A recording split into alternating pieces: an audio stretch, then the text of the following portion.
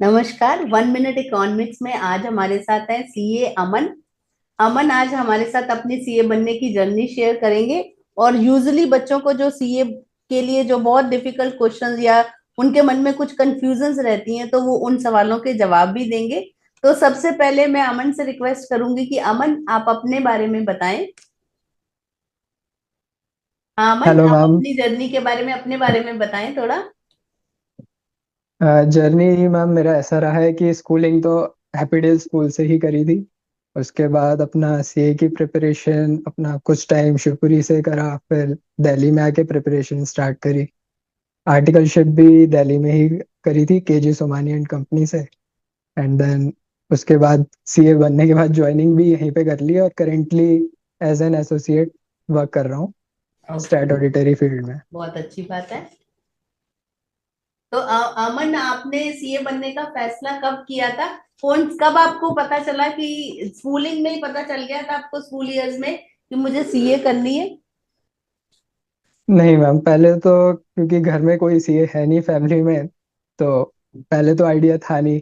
School में जब counselling session start हुए हैप्पीडेज स्कूल में, हम लोग थे 10th क्लास में, तब काउंसलिंग सेशंस हो रहे थे, तो वो ये सबसे अच्छी बहुत चीज अच्छी थी बात कि है कि हमें स्कूल पता जब चल रहा काउंसलिंग था कि करते हैं। हाँ। ज- जी, हाँ। तो हमें काफी सारी फील्ड्स का पता चला कि सीए है, सीएस है, सीएमए भी कुछ होता है। ये सारे हाँ। हम लोगों को काउंसलिंग सेशंस में पता चला। सीए के बारे में थोड़ा इंटरेस्टिंग लगा, तो रिसर्च करा, डिस्कशन किए टीचर्स से, तो ओके। इसको परस्यू करने का डिसाइड किया। ओके। तो अमन, बहुत सारे बच्चे क्लास में भी स्कूल में भी हमसे अक्सर ये सवाल पूछते हैं कि उनके पास 11th 12th में उन्होंने मैथ्स नहीं लिया, फिर भी वो सीए करना चाहते हैं। तो क्या ऐसा पॉसिबल है कि जिस बच्चे के पास क्लास 11 और 12 में मैथ्स नहीं है लेकिन 10th तक उसके पास मैथ्स है, क्या वो सीए इजिली कर सकता है या उसे कुछ प्रॉब्लम्स आएंगी? नहीं मैम, कर सकता है इजीली। सीए मैथ सिर्फ जो है सिर्फ सीए फाउंडेशन लेवल पर है। और मैंने भी मैथ्स ली थी 11th 12th में, बट ये था कि उसका इतना इम्पैक्ट है नहीं, ओके। क्योंकि फाउंडेशन लेवल पर ही है। तो अगर हम प्रिपरेशंस अच्छे से करेंगे और 10th तक के बेसिक्स हमारे क्लियर हैं, तो ओके। आगे जाके इश्यूज नहीं आएंगे। और ये कंफ्यूजन बहुत बच्चों को होती है, तो वो ये सोचते हैं कि अगर हमारे पास मैथ्स नहीं है तो हमें सीए जो फाउंडेशन है वो करने में डिफिकल्टी आएगी, या वो हम पेपर को क्लियर नहीं कर पाएंगे। तो तुम्हारे हिसाब नहीं से वो मैम। कर सकते हैं अगर उनके 10th तक के जी मैम, कंसेप्ट बिल्कुल। क्लियर है तो? ठीक है। जी मैम। ठीक है। तो अगर अमन, जो भी बच्चा ये डिसाइड करता है कि उसको सीए करनी है, तो उसमें बेसिक स्किल्स क्या क्या होने चाहिए? मैम, जो बेसिक स्किल्स नॉर्मली हर एक कोर्स के लिए रिक्वायरमेंट है, कुछ भी हमें करना है तो सबसे पहले तो हमें डिसिप्लिन होना पड़ेगा, डिटर्मिनेशन होनी जरूरी है। यस। और जो भी हमें करना है उसके लिए हमें कंसिस्टेंटली वर्क करना पड़ेगा, ताकि हम जो करना चाह रहे हैं वो हम गोल अपना अचीव कर पाए। ओके। तो अमन, थोड़ा सा सीए का प्रोसीजर बताएंगे? जैसे कुछ बच्चे नए हैं, अभी 12th क्लास पास करके आए हैं, या कुछ बच्चे जो हैं अभी सोच रहे हैं कि वो आगे चल के सीए का कैरियर ऑप्ट करेंगे, तो उनको क्या क्या, इसका प्रोसीजर क्या है? मैम, सबसे पहले सीए जो है institute of chartered accountants of India yes. Course कराता है, प्रोफेशनल कोर्स है। हमें सबसे पहले सीए फाउंडेशन के लिए रजिस्टर करना पड़ेगा। ओके। और सीए फाउंडेशन क्लियर करने के बाद सीए इंटरमीडिएट है। उसमें दो ग्रुप्स होते हैं, सब में मतलब 7 to 8 सब्जेक्ट्स ऐसे हैं टोटल। यस। तो सीए इंटरमीडिएट क्लियर करने के बाद आपको आर्टिकलशिप ट्रेनिंग करनी है, जो पहले 3 years की होती थी और अब 2 years की है। इसमें ओके। हमारे पास अब इंडस्ट्रियल ट्रेनिंग का भी ऑप्शन है। Industrial okay. ट्रेनिंग के लिए हम किसी कंपनी में कर सकते हैं, वैकेंसीज निकलती हैं, तो वहाँ पे अपना इंटरव्यू के थ्रू सिलेक्शन हो जाता है। एंड देन इंडस्ट्रियल ट्रेनिंग के लिए किसी कंपनी में हम कर सकते हैं तो जो इंडस्ट्रियल भी ट्रेनिंग। अमन, जो भी स्टूडेंट ये चाहता है कि उसको सीए ही एज ए करियर, उसको सीए ही ऑप्ट करना है, तो मिनिमम उसको कितने साल अपने दिमाग में रखने चाहिए कि देखो भी मुझे कम से कम इतना टाइम लगेगा?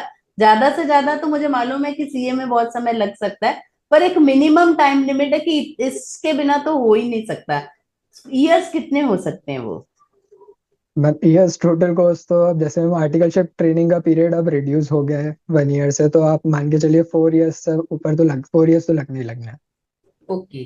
4 इयर्स। अराउंड 4 to 5 years का आप मतलब एवरेज लेके चल सकते हैं कि इतना तो आपको डिवोट करना पड़ेगा। ओके। अमन, एक चीज और मेरे दिमाग में आती है, जैसे आपने बताया कि पहले सीए फाउंडेशन करना पड़ता है, फिर डिफरेंट ग्रुप्स होते जी हैं, उनके एग्जाम उन बच्चों को क्लियर करने पड़ते हैं।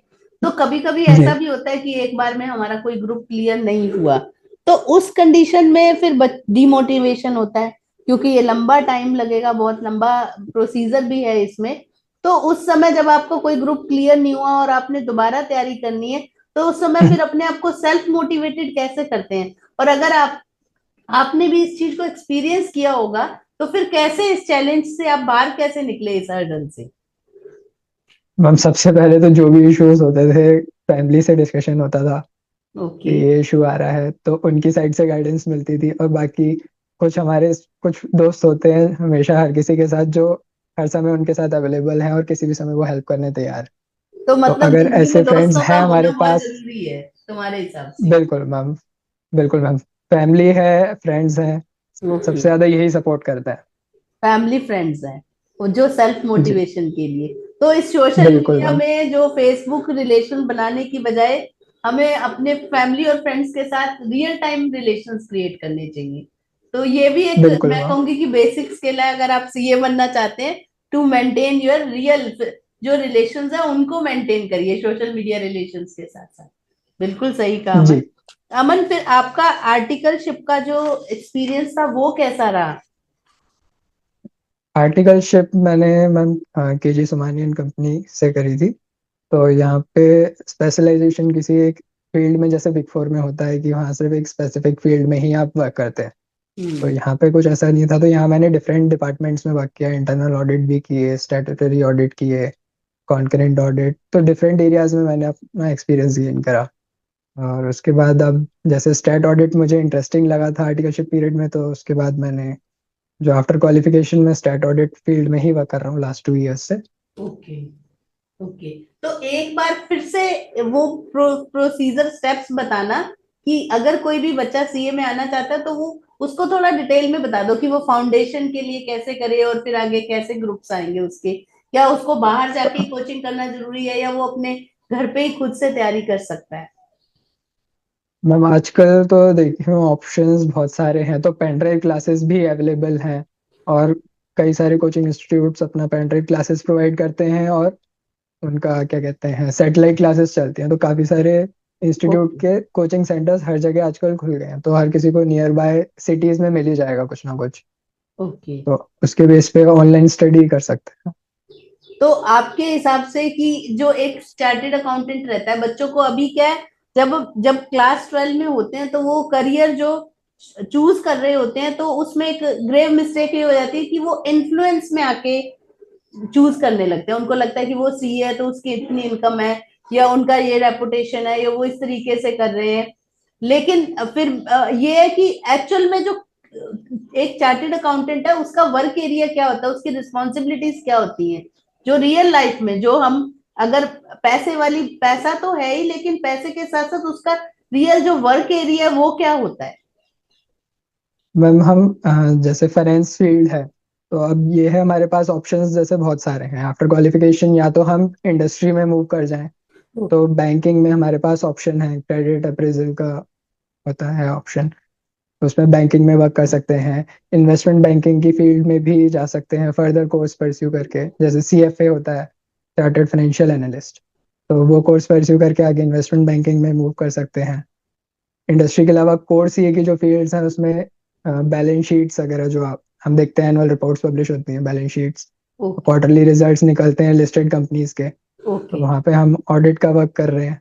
तो कोर सीए में तो स्टैट ऑडिट है, इंटरनल ऑडिट है, फ्रॉड एंड ड्यू डिलिजेंस भी है, फ्रॉड एरिया में वर्क कर सकते ओके। हैं। हाँ, जा सकते हैं। बहुत सारे ऑप्शंस हैं, वैल्यूएशन है, हम्म। वैल्यूएशंस में वर्क कर सकते हैं। तो बहुत अमन, सारे इसका ऑप्शंस हैं। अगर कोई गवर्नमेंट सेक्टर में जाना चाहे चार्टेड अकाउंटेंट बन के, उसको लगे कि मैं गवर्नमेंट सेक्टर बिल्कुल। में मेरे को काम करना है, तो फिर वो गवर्नमेंट सेक्टर में कैसे जा सकते हैं?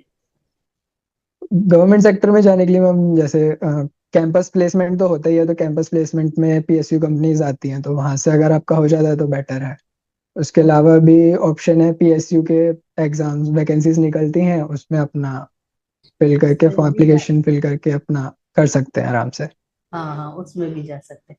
तो अमन, एक लास्ट क्वेश्चन ये बताइए आप, कि जो भी बच्चे सीए करना चाहते हैं वो अपने आप को, वो अभी इनिशियल लेवल पे क्या क्या सर्च करें, क्या क्या देखें, कि अगर उनको आगे चल के वो 12वीं के बाद या क्लास 12 के बाद वो सीए फाउंडेशन की तैयारी करना चाहते हैं, तो वो अभी किन किन चीजों को एक्सप्लोर करें, क्या क्या देखें, थोड़ा सा उनके लिए एक मैसेज दीजिए। जैसे आप एक यंग एनर्जेटिक बहुत प्रोफिशिएंट सीईओ, आपने सीए हो, आपने बहुत जल्दी अपने इस जर्नी को पूरा भी कर लिया और बहुत अच्छे से आप एक अच्छी कंपनी में जॉब भी कर रहे हो। तो अब ये मैं चाहती हूँ कि आप बच्चों को बताएं कि वो अभी अभी 10th या 11th या 12th में है और वो चाहते हैं वो सीए करें, तो वो अभी से वो क्या क्या एक्सप्लोर करें, अपने अंदर क्या क्या चीजें वो फाइंड आउट करें, कि जिससे वो अपने को इस जर्नी के लिए रेडी कर सके। मैम देखिए, जो कोर्स मटेरियल है वो तो हम आगे क्लासेस में वो स्टडी करेंगे। तो इसके अलावा अगर वो करना चाहते हैं तो बेटर यही है कि वो अपना जो भी न्यूज़पेपर है, न्यूज़पेपर रेगुलरली स्टडी करें, अपना इंटरेस्ट देखें कि कहाँ पे उनका इंटरेस्ट है, वो एक्सप्लोर करेंगे, उनको नई नई फील्ड्स पता चलेंगी। करेंटली जो भी करंट अफेयर्स है हमारे, तो जो भी चल रहा है नियर बाय सराउंडिंग्स में, फाइनेंशियल हो गया, स्पोर्ट्स में अगर उन्हें इंटरेस्ट है स्पोर्ट्स का स्टडी कर सकते हैं। तो इस टाइप से ये है कि न्यूज़पेपर पढ़ेंगे, अपना एरियाज डिफरेंट, आपको पता ही है काफ़ी सारे सेक्शंस हैं, एडिटोरियल सेक्शन पढ़ सकते हैं। तो अपना धीरे धीरे जहाँ पे उनका इंटरेस्ट डेवलप हो रहा है एटलीस्ट वो फाइंड आउट करे तो आगे उनको बेटर रहेगा। और कंसेप्ट बिल्डिंग पे भी करें। और अमन, बच्चे जैसे ये करते हैं कि अगर मैं एक एक वो अपने आप को वो ऐसे प्रिटेंड करने लगते हैं कि अब मैं सीए बन रहा हूं तो अब मैं कोई एक्टिविटी में पार्टिसिपेट नहीं करूंगा, अब मैं सिर्फ पढ़ाई पढ़ाई पे फोकस करूंगा। तो तुम्हारे हिसाब से क्या ऑलराउंड डेवलपमेंट भी जरूरी है कि उसको, जैसे वो स्कूल जा रहा है तो डिफरेंट एक्टिविटीज में पार्टिसिपेट करे, अपनी फिजिकल और अपनी जो फिजिकल हेल्थ है, अपनी मेंटल हेल्थ पे भी ध्यान देना चाहिए उनको। तो ये बातें जी भी मैम। जरूरी है, क्योंकि आपके हिसाब से आप इस बारे में क्या कहना चाहोगी? बिल्कुल, ओवरऑल डेवलपमेंट जरूरी है, सिर्फ बुक्स के बीच में घिरे रहना तो बेनिफिट नहीं है।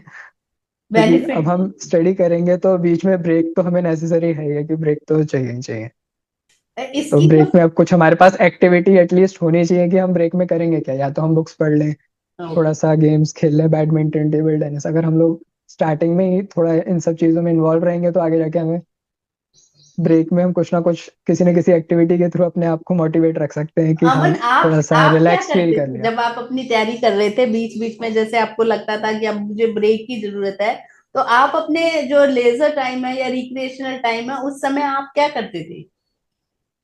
मैं जनरली तो फैमिली से मेरी बात होती रहती थी, फैमिली से बात कर ली, या वॉक पे चले गए, अपना थोड़ा नियर बाय सराउंडिंग्स में घूम लिए, पार्क वगैरह में चले गए, वहाँ थोड़ा सा रिलैक्स हो गए।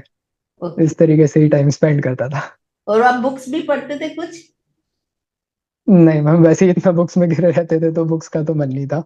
ओके, अपने कोर्स की बुक्स ही आपने पढ़ी है ना, कोर्स की बुक्स ही जी। बुक्स ही पढ़ते थे। तो कोई थोड़ा सा फाइनेंशियल एस्पेक्ट के बारे में बताएंगे कि अगर कोई एज ए सीए किसी फर्म में काम कर रहा है, तो उसकी सैलरी या फिर उसका फाइनेंशियल एस्पेक्ट क्या, कितना कितना हम सोच सकते हैं कि मिनिमम वो स्कोर कर, मतलब स्कोर तो क्या अर्न कर सकता है, कुछ थोड़ा सा इस पे गाइडलाइन देंगे? मैम जैसे बिग फोर है, बिग फोर में तो पैकेज अच्छा मिल जाता है हम्म। वहाँ के, बिग फोर में। और अदरवाइज ये है कि इंडस्ट्री में जा रहे हैं तो इंडस्ट्री में डिफरेंट उनका है। तो पीएसयूज में अलग वैकेंसीज निकलती हैं, तो अराउंड इंडस्ट्री का होगा अराउंड एवरेज 12 लैक्स के आसपास मिल जाएगा जहाँ तक है इंडस्ट्री का। 12 lakhs और के तो आसपास? मिनिमम ये मिनिमम डिग्री? एवरेज तो आप जी, ये पीएसयूज वगैरह का मैं आपको बता रहा हूँ। हाँ जी। और बाकी डिपेंड करता है कि किस जगह आप काम कर रहे हैं। ओके, बाकी आपके जो आगे स्किल्स हैं, आप कितने उससे बिल्कुल मैम। डेडिकेशन से काम करते हैं। तो अमन, हमें बहुत अच्छा लगा आज आपसे बात करके। और बहुत सारे जो स्टूडेंट्स हैं जिनके मन में ये सीए के बारे में इतनी सारी कंफ्यूजन सी डर थी, आपने बहुत अच्छे से बताया। और हम आगे भी आपकी हेल्प लेते रहेंगे। Thank you so much Aman, for giving your valuable time and guiding the student. Thank you Aman. Okay, thank you ma'am.